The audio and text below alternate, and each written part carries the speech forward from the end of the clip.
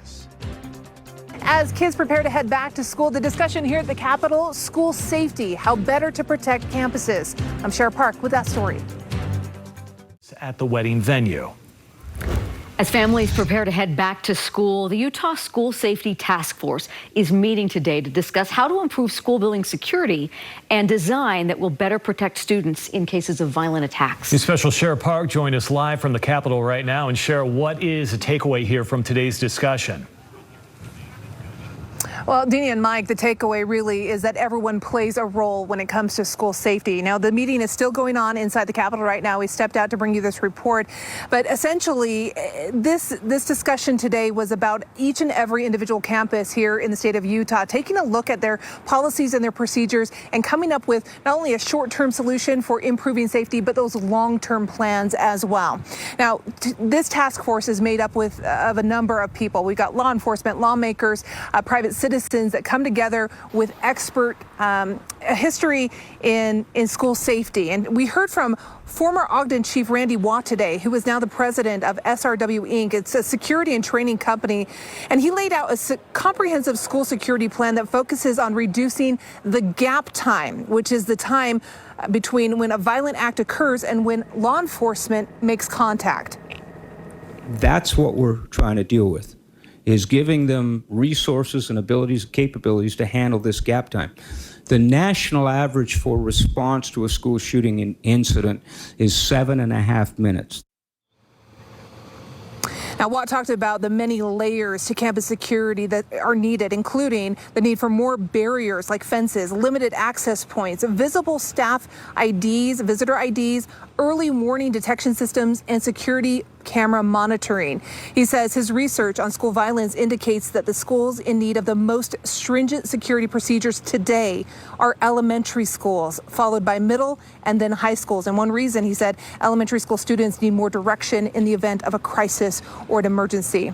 Now, culture is something that the task force talked a lot about today. The idea that a school shooting won't happen here in Utah, or that it's someone else's job to make sure that our kids are safe on their campus.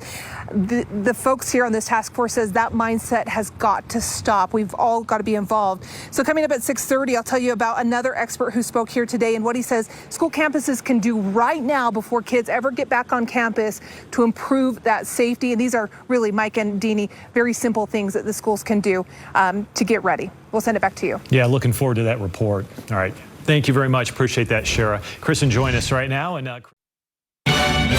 you're watching KSL News at 6. Welcome back. As families prepare to head back to school, the Utah School Safety Task Force is meeting today to discuss how to improve school building security and design to better protect students and staff. News Special Shara Park joins us from the Capitol with some key takeaways from today's discussion. Shara?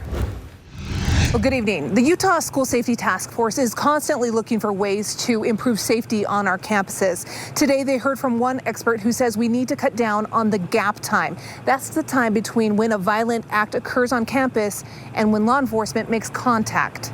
The national average for response to a school shooting incident is 7.5 minutes. Former Ogden Police Chief Randy Watt, now the president of a private security and training company, says schools need to be layering their security with fences, channelized routes, early warning systems, and monitored security cameras. 100% security is not really achievable because we have to have access in and out. It's not really achievable, but we can reduce the risk.